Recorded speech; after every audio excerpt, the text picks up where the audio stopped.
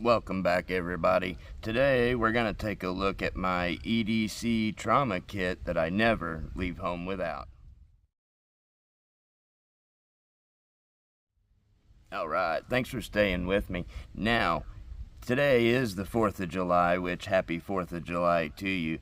And on a day like today, something like this really could just be invaluable, especially when medical supplies are needed. So let's talk about the outside first, and then we'll get into the inside. So first of all, I chose to go the fanny pack route just simply because it's easier to transport around, or if you need to put it on to carry it somewhere with you, you can, or toss it to somebody else. It's just, I feel there's more utility in this than, say, like a regular zipper molly pouch or something like that. In this particular fanny pack, it's just a cheap Amazon special. I honestly don't think I gave more than $5 or $6 for it. I think it was rather cheap, but it works perfectly well for this. It does have, 2 zippers out here on the outside, and then we have one on the back here, and it does also have another internal zipper, which we'll get to. So starting right here, this is the little O-light. I think they call it an O-clip. But it's a little clip light that you can clip onto different things. It is magnetic. This one was one of the earlier ones. They actually just sent this to me for a gift because I hadn't bought anything from them in a while, which was cool. And this actually is a really good little light. Pretty great. I mean, a lot of people would say a headlamp would be better, and yes, it would. But, this kit isn't everything, or I should say this kit isn't all that I ever have. But, this light could be used in great effect, either putting it on a hat, on a shirt, magnet to something or whatever. And this one does have a red mode as well, I believe, if I'm not mistaken. Now let's go ahead and get into the contents here.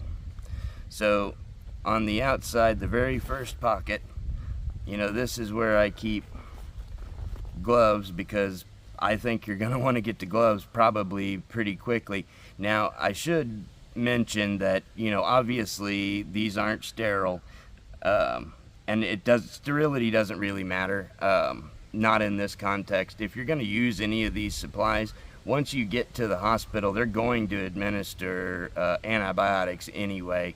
So glove sterility in a trauma kit is kind of not really that important. So I do carry that pair, and then I keep a second pair, and you can see I wrapped a rubber band around it and tied a little string on it. That way I can easily just hold this end of the glove, pull this, and the rubber band will come off, and then I can use them. Now, one important thing, the black ones, of course I'm wearing black ones, but the black ones are not your best choice. Go with blue or purple or neon green or fluorescent orange, any of those, because when you do your blood sweeps over the body, meaning you're wiping down the person's body or legs or arms or whatever, and then checking your hands to see if there's any blood, and you can see blood on black gloves, but it is much harder to see on a black glove than, say, those other colors that I listed. Okay. And this is more the first aid portion here. Little package of various band-aids and such. And I did go ahead and throw just a couple water purification tablets in there. Why not? They're very small, and you just never know. Might need them for something. And then I also keep the roll of orange duct tape. And that's all I have in the front pocket there, because once this thing's loaded out, you're fairly limited on what you can put in here. But obviously, I could easily access that. So let's go to the main pocket. Alright, so opening up the main pocket. Nice, lots of goodies in there. So first thing right up front, very easy to get to, is a genuine cat tourniquet, which, personally, that's what I recommend, is a cat. Now, EDC wise, like in your actual pocket, the cat isn't quite as easy to carry as some of the other options on the market, but either way, I definitely recommend to have a tourniquet in your pocket, and I do keep a tourniquet in my pocket at all times, along with some packing gauze and some other miscellaneous supplies. But probably the most important piece out of this whole kit, honestly, is this tourniquet, you know, because when you need this, nothing else will really work. And no, you're not gonna take a piece of string and tie off a tourniquet, or, you know, use a shirt, something like that. Can it be done? Sure it can, but it's not very likely, and especially if you're a person that's never ever practiced that, you're not gonna do it. Whoever it's going on is not gonna make it. And keeping this tourniquet in the packaging or unstaged is also not the way to go. Keep this thing staged so you can very easily put it on, and size this thing to your thigh, because that's, you know, you're either putting it on an arm or a leg, or, you know, maybe the neck if you don't like the person. But you know, you want to have it to where you can easily put it on the leg without having to readjust. Next up, we've got genuine quick clock combat gauze. None of the Chinese, you know, knockoff remakes, none of that. Get actual, genuine, you know, American made equipment. You know, North American Rescue is a good one. There's some other ones out there, but have the actual equipment, because it does matter. Next, some NAR Responder compressed gauze, and of course this is for wound packing, but I mean you can use it for many other things, but primarily that's what I have it in here for, is wound packing. And then the NAR Mini Responder 4-inch ETD. So this is just an elastic dressing, you know, think of like ace bandage wrap, or, you know, stuff like that. It's kind of like that. And one thing to note, they do make this in this white packaging. They also make one in a green packaging, but the main difference is going to be the green packaging has two, you know, there's the external packaging and there's another packaging you have to open to get in it, whereas this one is not that way. So I would recommend using the white over the green.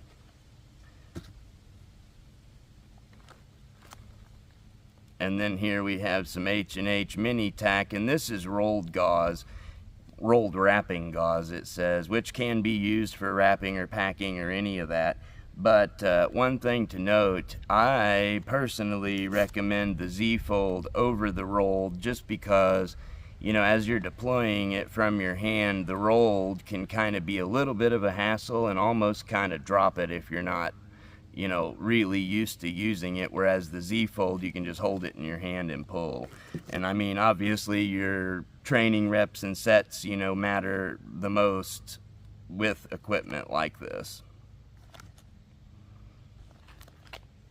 And then here we have a burn shield dressing, which, being the 4th of July, you know, this might be one of the things that you do need more than, you know, say the tourniquet. But there's actually a local guy here that, you know, lit a firework and the fuse went out and it was real short, and he lit it and was holding it in his hand, and he didn't have time to throw it, and it blew his hand completely off, and he's now got one of the little hook things for a hand because of that. And, you know, this tourniquet could have saved that guy's life. And did he have one? I don't know if he did or not. I assume something happened, you know, he lived, so. But a burn shield dressing, or any of the other types of dressings, which I also have in here some of the petrolatum gauze, and these can be used as burn dressings as well, or chest seals, or, you know, there's a myriad of things that these can be used for. So I definitely recommend keeping some type of burn dressing in there.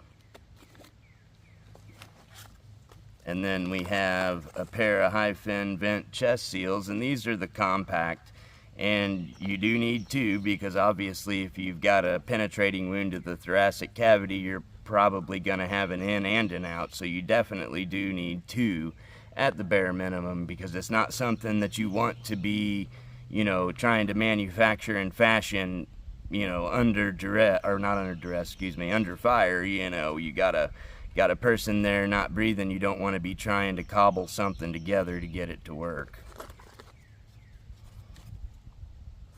And then right on top in the back where it's easy to get to, I've got one of the extreme Sharpies, and this is primarily for writing your time on the tourniquet, but I mean it could be used for whatever you need to use it for. However, I wouldn't use it for anything other than, you know, a medical purpose in here. Like, I just wouldn't use this every day for writing on stuff, just because, you know, you want this to be good and fresh if you need it. You don't want it to be dried out or used up. Then I also keep just one of these cheaper kind of rolled gauze in here. That way, if it's not something serious, you know, just a little nick on the hand or the finger, or, you know, or somebody's wearing flip-flops and they kick a chair or something, you know, this can be used versus using some of the, you know, other more expensive stuff. And then I do keep a set of these in here, trauma shears. And these are not the genuine Raptors. These are the clones off of Amazon. But, I mean, I've used them some. I've actually got several pairs of them, and I've used them, and they seem to work fine. I, you know, haven't used the actual Leatherman Raptors, and I'm certain they're better, but these, as far as being a pair of scissors, mainly, they do work great. I mean, it does have your other things on there, you know, like a seatbelt cutter, if you will, and an oxygen tank wrench, and, you know, glass breaker and all that. But definitely have some trauma shears in your bag, because you need to be able to expose the wound, you know, cut the clothes off of the person if, you know, it's a serious situation. And then inside here we have another zipper pocket. And we'll pull that out. So this is actually just a regular old plastic bag, you know, like a Walmart sack or something like that. And the reason I have this in here is just so you can throw, you know, any of your trash in it, or, you know, this could be made into other implements or whatever you need to use it for. It's just something I like to keep in there.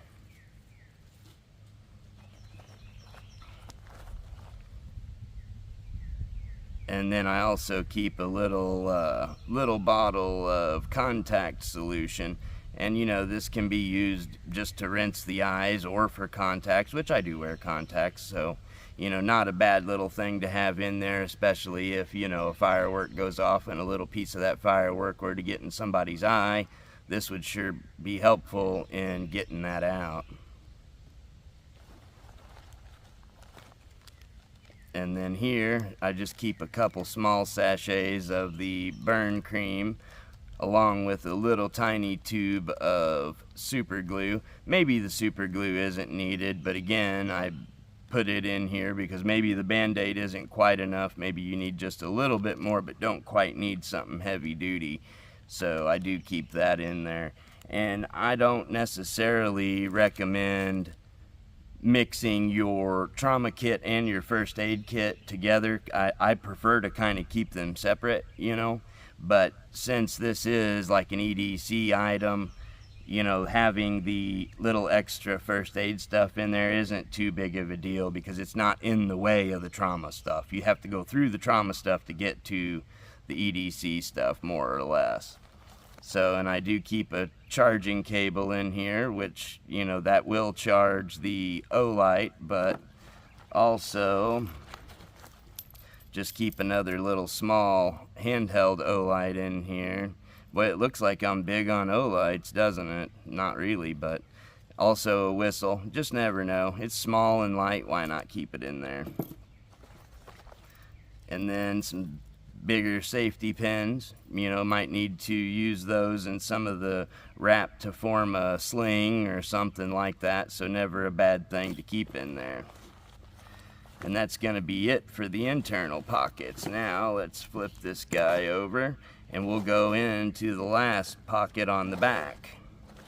So in the last pocket, that's where I keep the emergency blanket, because yes, even in really hot temperatures, if someone's lost blood, they can get very cold, and these do help tremendously. They do make a difference. So carry them, keep them in there. You know, they're just the regular Mylar space blanket, you know, kinds you see. They make better ones and they make really cheap ones. you know, whatever you prefer would probably work. The better ones are the ones I would recommend, but this is just a cheaper one. So then also in the back here, I do keep a combine pad, which is 5" by 9". You know, cover a little bit bigger wound, or, you know, whatever you may need to use it for.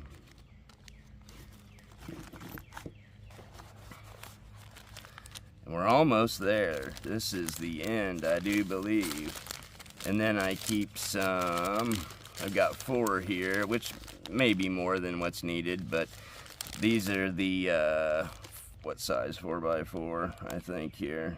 Does it not say on it? Yeah, there we go, 4x4, that's what I thought. So I've got 4 of the 4x4, you know, gauze here. That way, again, use it for wounds, use it for wiping up blood to put on, you know, the chest seal, or just whatever you may need it for. It's a good idea just to have some extras. And that's it. That is all. I say that's all that I keep, but that's quite a bit to keep in there, you know. I mean, should a person ever need this equipment, you know, it's priceless at that point, you know. I mean, if you're talking the difference of somebody making it home or not, you know, this stuff is priceless. I mean, you know, just like you can't obviously put a price on somebody's life, you know, so that's what this stuff is. You know, it's necessity. It's absolute necessity to have, because the thing is, you know, when this equipment is needed, it's an emergency, and your ambulance could be 5, 10, 30 minutes out, you know, especially on a holiday like this. They're probably going to be busy, so it may take a while for them to get to you, or it may take you a while to get to the hospital. So having this stuff on you is of absolute importance. Well, I hope you guys enjoyed the look at my EDC trauma first aid kit that goes everywhere with me, because if it's, you know, in your house or in your truck or here or there, it's not going to do you any good. You must have this stuff with you, which, I mean, I don't carry this particular bag absolutely everywhere I go, but like I said, I do have EDC stuff in my pockets, which, you know, if you guys would be interested in seeing that, let me know, and we can definitely do a video on the EDC kind of stuff. But with that, we will wrap it up here. And of course, if you guys have any questions, feel free to ask. I am not a medical professional. There's many more people that are much better at this kind of thing than I am. You know, Bear Independent is a really good one to go check out. He's got hundreds of videos on this type of stuff. So if you don't know how to use any of this equipment, learn how to use it and train with it. You know, it's vital to do that. It really is. In this day and age, you know, the world is getting crazier by the day, and you're gonna need to know how to use this stuff statistically at some point. So thanks again for watching, and we will see you in the next one.